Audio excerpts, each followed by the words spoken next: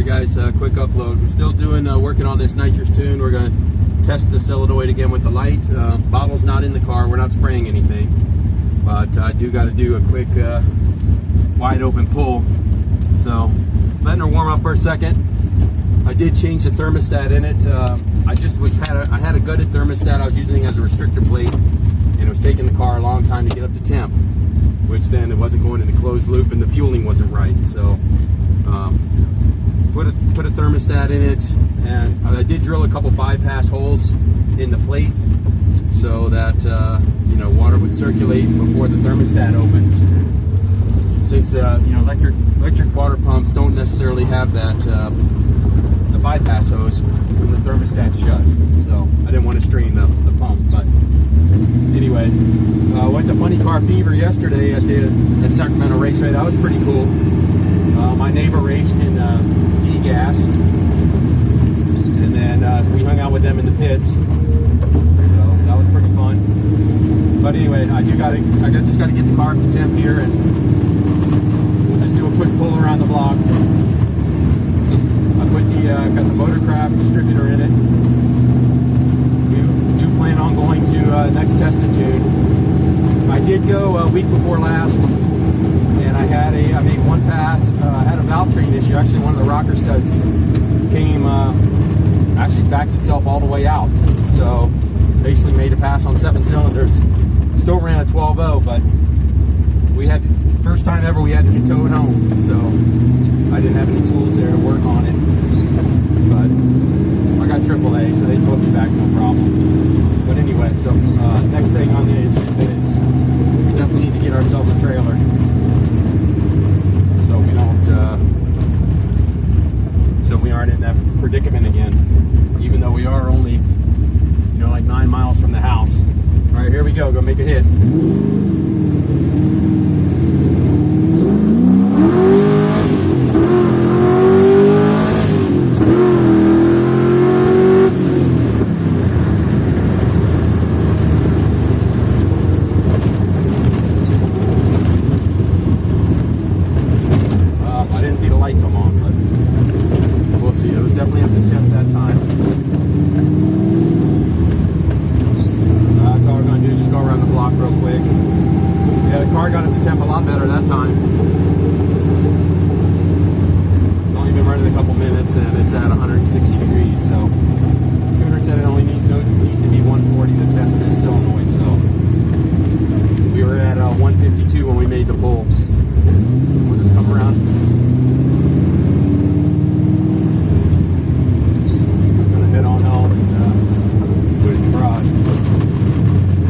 Yard work, went to the drag races yesterday. We got a project going on with the pool and the decking and all that kind of stuff, so otherwise I'd have the pool open already. But anyway, that's it. That's the update. Still got to get the roll cage put in, and again, my neighbor that races next door thinks he knows somebody that actually does fabrication for sprint cars and stuff, so he should be able to knock out the cage no problem. And I'll just gut the interior again. Just take the carpet out, the center console, the seat comes out with 4 bolts, and we'll be ready to weld that thing in. I'm not even sure if I'm going to take out the headliner or not. Might just leave it. But anyway, that's the update. Oh, and I do have I did order a stroker kit that I've been mentioning. So this engine will come out. And I've got a 347 stroker kit from FordStrokers.com. So it'll have a scat crank, scat I-beam rods, and Wiseco pistons. So we'll do that, put our trip flow heads on there, and I've just got to figure out what intake I want to run with that. 347, and again, because we're mostly drag racing, I think I'd like to try to move to like a Vic Junior or possibly one of those Victor 50 EFIs or something of that nature with a little more higher RPM potential. But we'll see what we can do with this Explorer and this setup.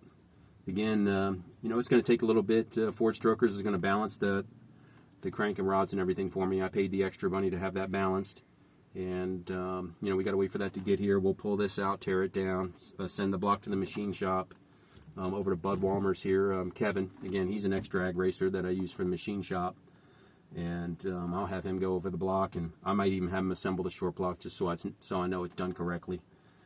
instead of just with plastic gauge that I would be able to do in my garage. But we'll cross that bridge when we get there. First thing we got to do is get the nitrous set up, get the cage in here, and then the stroker will be coming next. All right, guys. Take care.